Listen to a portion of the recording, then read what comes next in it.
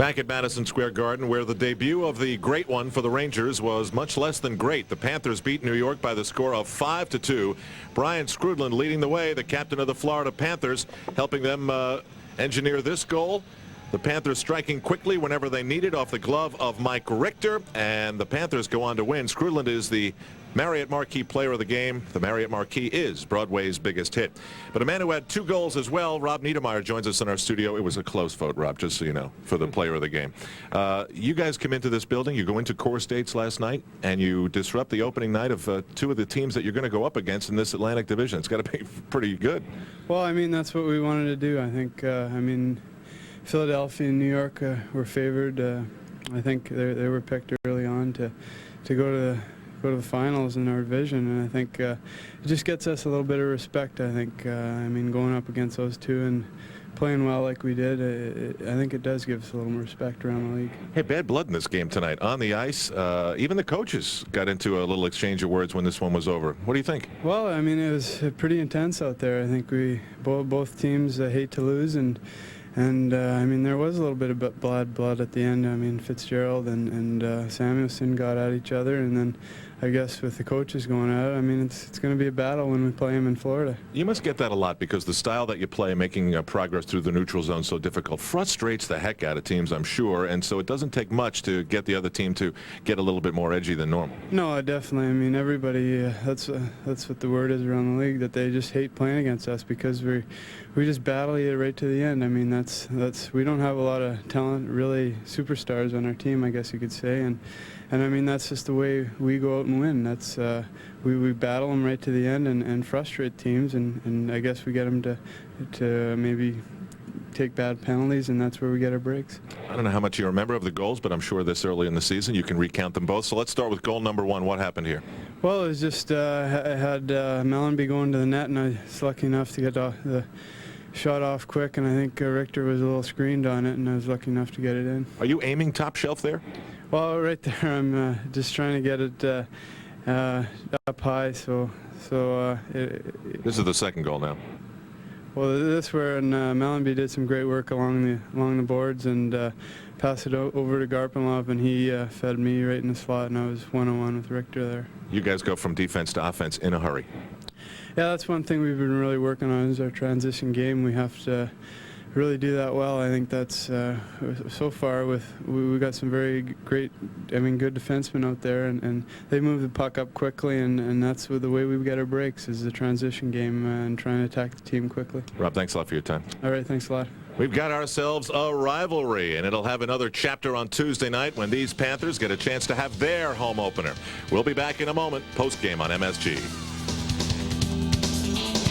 2-0 at the end of 1, then finally tied the game at 5:24 of the third period as we cover the Discover card third period summary. But you can see that just seconds later, the Florida Panthers got right back. Skrudland's goal gave them a 3-2 lead from Lindsay. Then Mellanby added another at 17:02, and then the final 3 minutes saw the Rangers just watch this game go out of reach. 17:46, Niedermeyer gets his second.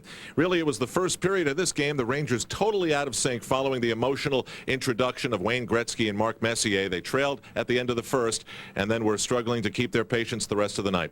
Let's get an update from Bob Page. All right, Al, coming up on our...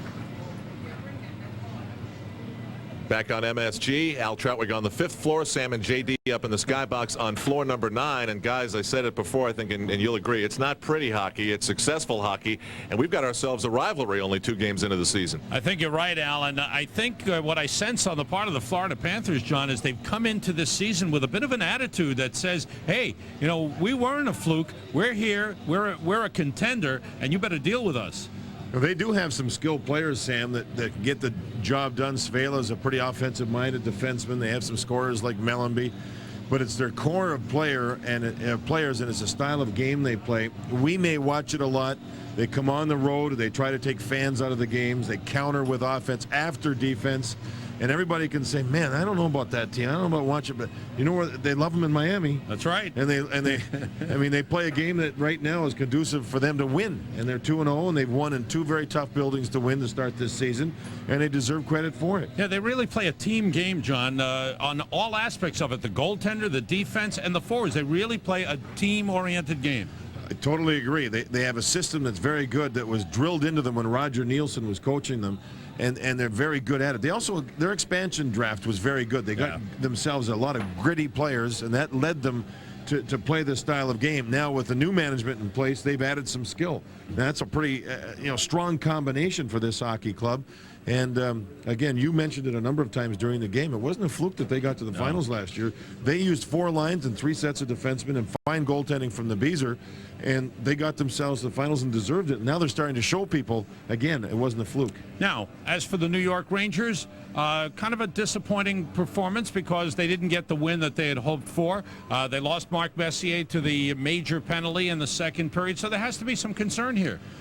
You're absolutely right. It was a disjointed training camp because of the World Cup. A number of players weren't there, and you can sense that the timing's not there. It seems like sometimes when players are in a position to shoot the puck, they're moving the puck, especially trying to set up Wayne as he's now a new teammate, so the timing is not there. We heard Wayne Gretzky during the intermission with Al Trautwig saying that he feels for 2 games in a row now, the start of the game, the Rangers have been standing around waiting for someone else to get it started for them instead of taking the initiative and going out and making it happen. And the Rangers have fallen behind in the games. Had to come back in Boston to tie, had to come back here, did tie, but then gave up another goal, and Florida went on to win it. So they have to initiate their style of play, especially early in games, to get themselves into a position with a lead. Yeah, falling behind a couple of times in Boston and again tonight. And Mike Richter really hasn't been on the top of his game yet. Tonight he showed spurts. I thought when the Panthers had the power play, he really started to kick some pucks away. But he is in a position through 2 games now where when the big one's needed, Skrudland, the big one was needed, he scored. And I think Mike Richter's such an honest guy. He'll just get right down to working hard in practice and getting ready. I don't know if he'll play or Healy will play. Glenn Healy may play in Florida on Tuesday. But, yeah, they need big goaltending right now to get themselves on the right avenue. Probably the best part of the Rangers game was the penalty killing tonight. They tried to give the team a lift. It killed off the 5-minute major to Mark Messier. A couple of times the Rangers seemed to get sparked by the way they killed penalties. Well, when Florida went up 2-0, there was a number of times when the Rangers took some penalties. Some of them were good penalties. Some of them were not very good penalties. And the penalty killing unit was asked to get the job done. And they did. And they did not allow Florida to get that 3rd goal in the 3-0 lead. The Rangers were able to come back, tie it up at 2, and then Skrudland got the quick goal after the 2-2 tie. And Florida just sailed right along. Okay, heading for Miami tomorrow afternoon, and the game Tuesday night. We'll see you from Miami Arena. Al will be back with more of our post-game report right after this. Trautwig here at Madison Square Garden, where the Rangers have lost to the Florida Panthers by the score of 5-2. But of course, the man who made all the excitement happen in the introductions tonight was Wayne Gretzky, and he's meeting the media right now down the hall.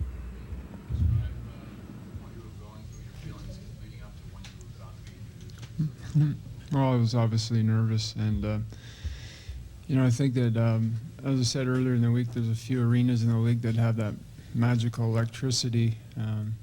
Maybe Maple Leaf Gardens, the Montreal Forum, and obviously this arena. And I was just excited to be part of the Rangers and be in this building playing for the home team. And I was really excited when I came on the ice for the introduction, and then it even went up another level when the ovation came from Mark. So it was pretty emotional. Few minutes there for me, and something I'll always remember. Wayne, was it what you expected or even more so? That was more than I expected. They have great fans here, and it was just disappointing that we started and got behind the 8 ball. We had a couple of chances on our first shift, and we didn't score. And, it's disappointing we lost, and you great fans like that, and it's a little bit of a letdown for us. What's the factor of coming to a new team that you played against for all those years and having Messier here already? Well, it just makes it more comfortable. I think the biggest thing for me is when I come, when I'm around the guys, I don't expect to be treated any differently than anyone else. And, I'm one of the guys, whether it's to razz somebody or to be razzed. And I think that sometimes people get on their heels maybe around me, and with Mark there right off the bat, people know I'm just one of the guys, and it's made it more comfortable for me to fit in the locker room. And other than the last 4 or 5 minutes tonight, it's been pretty enjoyable. About fitting in on the ice, Mike, how's that process going? You know, obviously we'd like to be 2-0, so it hasn't been perfect. But I think that as a whole, you know, when you're in a game, you create opportunities and you get chances. And if you're not doing that, then obviously you're out of sync, and you got to kind of regroup and figure out what the problem is. But in the 2 games, we've gotten a lot of chances offensively. And I don't mean average chances. I'm talking about good chances. And I've been around for a long time, and when you're getting chances that eventually good things happen, you just got to keep working hard. And there's no secrets in this game. There's no mysteries about professional sports. The only thing that pays off is hard work. And like I said, you know, if you work hard, you still create chances and create opportunities. And I think we've had some good chances, and eventually, hopefully, the puck goes in the net. What you expected was more. It seemed even as the crowd was cheering for you when you came out, that the roar was even greater Yeah. when Mess came on. It was more than I expected, and it was very flattering. You know, anytime you get cheered, obviously, it's always an emotional high. And then when Mess got his cheer, even got more excited about it. You know, Mark has always been a good friend, and he's always been very unselfish to all his teammates. So all the accolades and all the cheering that he's getting, he deserves, and they love him here, and that's the way it should be. This is the 1,237,000th interview in the career of Wayne Gretzky, and you heard him acknowledge that the cheer for Mark Messier was even louder than the one for Wayne Gretzky in the introductions tonight. Also, he's able to chew gum while the question is being asked and then somehow lose it in his mouth and answer the question. It's not easy, but he's able to do it. Now we're going to go back and focus on the tempers that flared at the end of this game. We cannot let you hear it because of the language that was used, but you can see Colin Campbell and assistant coach Dick Todd getting at it verbally with Doug MacLean. At the final moments of the game, Ulf Samuelsson hit Tom Fitzgerald. They came together, and then it continued. MacLean went back at Colin Campbell there. Security stepping in, making sure that nothing escalated beyond the verbal here. That's called the crossover here at Madison Square Garden, and it's where you make a right to go to the Rangers dressing room and a left to go to the visitors dressing room. Both teams don't go off that way, but both coaches do, and that allowed the coaches to get together there. Now, moments ago outside the Ranger dressing room, Colin Campbell was asked about this incident and some other things, I believe. Coley, what was that exchange coming out here just at the end of the game? Coaches and officials yelling there? Nothing. Nothing at all. No, I wasn't part of it. I just came back when I heard it. No, seriously, I don't know. You have to ask the other people involved. I don't know what it was. I came back and they said it was nothing. They just want to ask the referee a question. I'm sure they're upset about Samuelsson, but we weren't loaded with tough guys in the last shift, so it had nothing to do with who was on the ice. Your take on Mark's hit there in the second? Well, I think there's an obligation in the game today. I could talk for half an hour on that. There's an obligation in the game today when you're near the boards to protect yourself, too. Just don't stand there with a puck 6 inches from the wall. You teach kids at hockey schools that to protect themselves and protect the puck, and anyone can hammer a hit like that. Mark hit him hard, but do we not hit near the boards or the so-called wall anymore? But we got the 5-minute penalty and we killed it. And I think it should stop at that. But every time there's a hit or the 5-minute penalty, everybody hollers for a review. Coley, what disturbs you the most about tonight? Well, we lost and we fought back, but we made mistakes, and I think we got outworked. I think they hustled, they took away the neutral zone from us, and they won the battles. And when we should have been pulling our goalie, or we should have maintained a tie, their hard work, which got them to the finals last year, won them the game tonight. And are we out of shape? It's a question you ask when you lose a game like that. Are we lazy? You have to ask a lot of questions in a situation like that.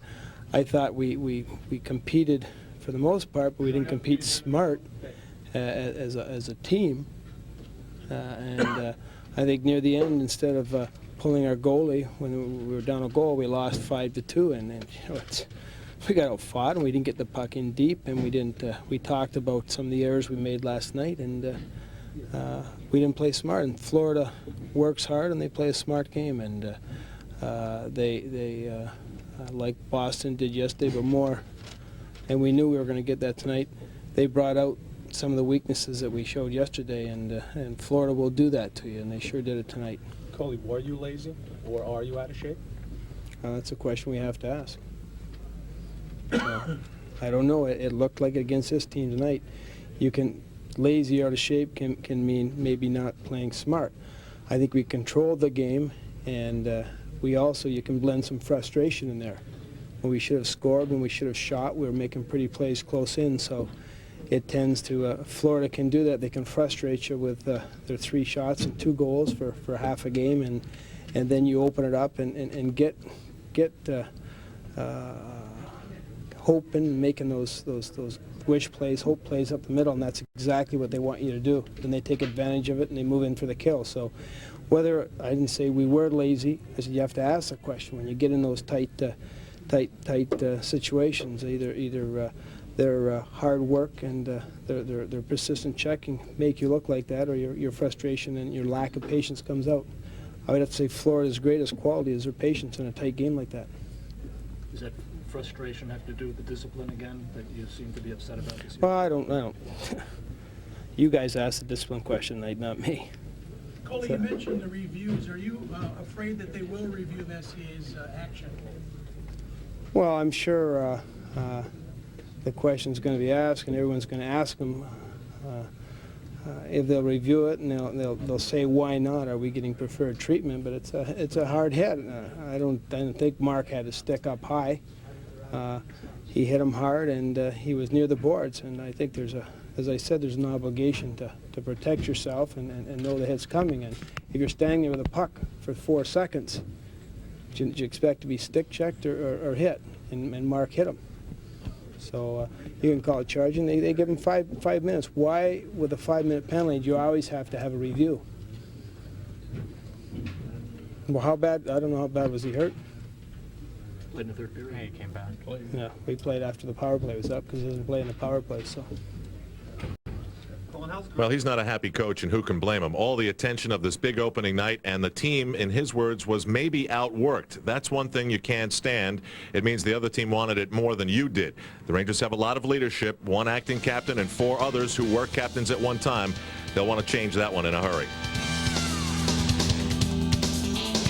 And now it's time for the Game in Summary, brought to you by the Discover Card. Rob Niedermeyer, who visited with us post-game, scored twice. So did the captain of the team, Brian Skrudland.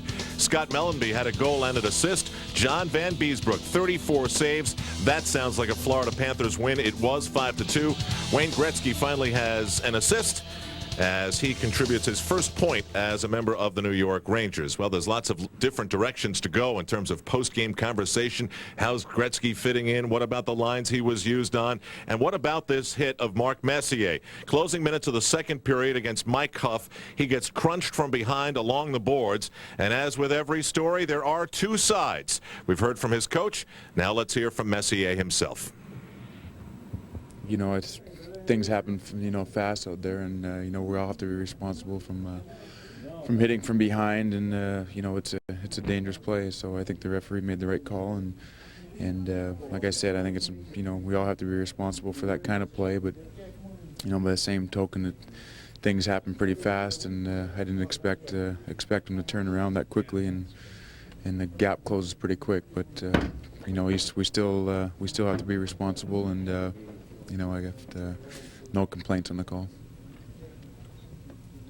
Anything after 2 games that's concerning?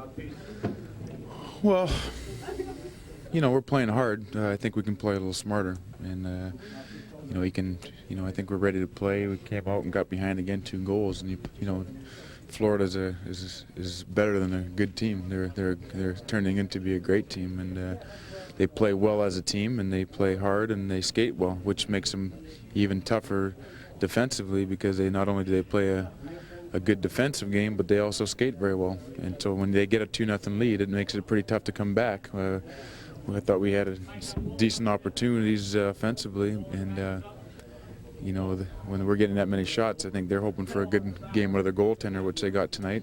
And you know, we've played well in spots and we've done some good things, but certainly, you know, the bottom line is winning, and we got to, you know, find a way to win for sure. Coley said he's not sure if everybody's in shape. Do you see that as a problem with some of the players? That's what he said.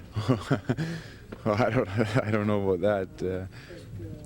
We did, you know, I know we have an exerciseologist, the team doctor that tests us, and you know, I think our team was tested in incredible shape actually, and but I think it's I think more than that, you know, you got to execute and you got to be sharp mentally, and you can't have breakdowns that we've had the last couple games. And but it's game 2 now, and you know, we'll try to go here to Florida and steal a win out of their building.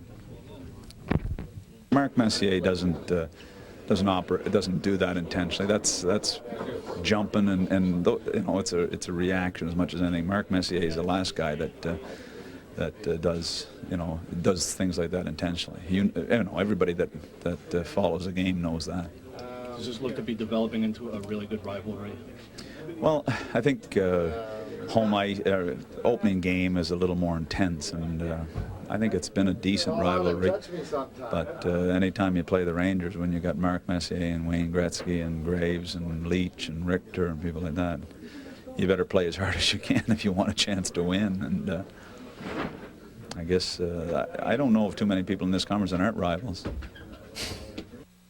Those comments by Doug MacLean echoing those given to Sal Messina at the end of the second period from assistant coach Lindy Ruff, and you'd have to think the NHL is going to look at it the same way. Mark Messier is not someone who goes out to injure anybody. We continue post-game on MSG. It was the Panthers 5 and the Rangers 2.